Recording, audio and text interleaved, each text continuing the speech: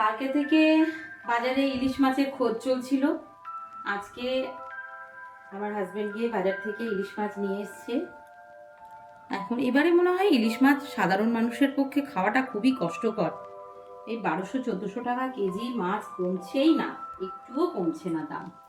ইলিশ মাছের আজকে একটা ভাপার মতন করব, কিন্তু তার মধ্যে বেগুন দেব। ঠিক আছে, দেখো ইলিশ মাছটাকে এরকম করে নিয়ে নিয়েছি, এবার সাজিয়েছি।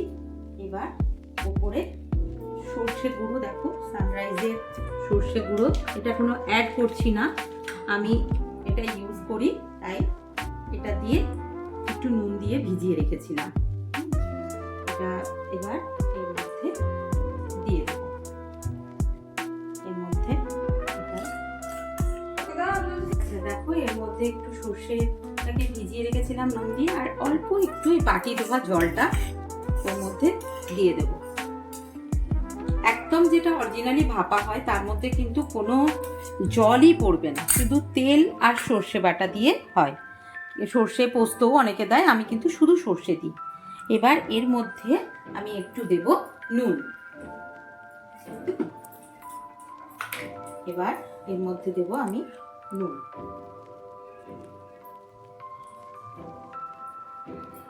নুন দিলাম। এরপরে এর মধ্যে দেব আমি একটু হলুদ। হলুদটা খুব বেশি দেব না, কম দেব।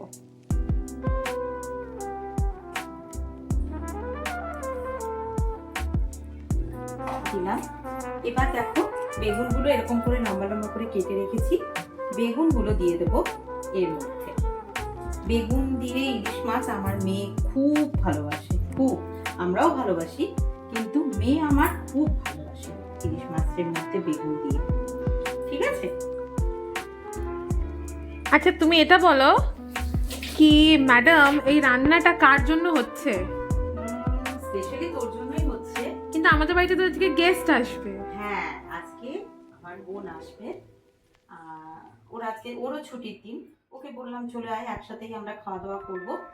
ও আসবে, একসাথেই আমরা সবাই মিলে বসে খাওয়া দাওয়া করব। আচ্ছা, এর মধ্যে এবার দেব কাঁচা লঙ্কা।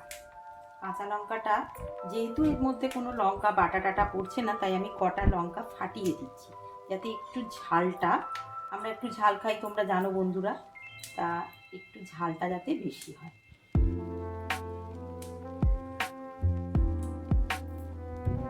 পরে দেখো এর মধ্যে দেবো একটুখানি, আজকে একটু দড়া ঝস্তে সর্ষের তেলটা দিতে হবে একদম এটার মধ্যে ভালো করে, কেন কি লাস্ট অব্দি দেখা যাবে যে শুধু সর্ষে বাটা মশলাটা আর তেল আর মাছ, এছাড়া আর কিচ্ছু না, ওটা দিয়েই অনেকখানি ভাত মেখে খাওয়া যাবে। সর্ষের তেল, কাঁচা সর্ষের তেল দিলাম। এরপরে এর লিডটা লাগিয়ে দেব, আর এর উপরে কটা গোটা কাঁচা লঙ্কা দিয়ে দিচ্ছি। তো ভয় পেও না কাঁচা লঙ্কাগুলো দেখে, আমরা একটু ঝাল খাই বেশি, তো কিন্তু কাঁচা লঙ্কারই ঝাল খাই। এটা এবার আমি বসাবো, এই ইন্ডাকশনটা চালু করলাম।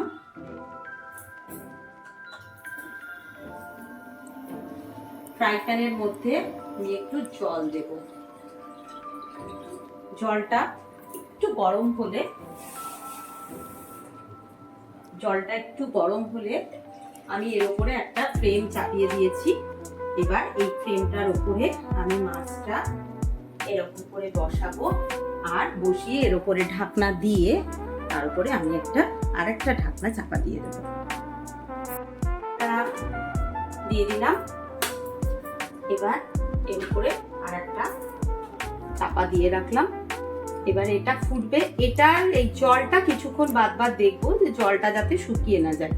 জল আমি আরেকটু দেবো, এরকম করে মোটামুটি 10 থেকে 12 মিনিট এটার ভাপে থাকলে মাছটা মোটামুটি হয়ে যাবে। তারপরে তোমাদের দেখাবো কমপ্লিট হবার পর। রেডি, এবার পরিবেশনের জন্য আমি একদম তৈরি, তোমরা খেতে বসার জন্য তৈরি হয়ে যাও। Bye bye. কে এসছে দেখি দাও। আমার বোন এসছে, এই যে হেংলি ইলিশ মাছের গন্ধ চলে এসছে, দেখে নাও তোমরা টেংলিকে। তো সেম সেম দেখতে না?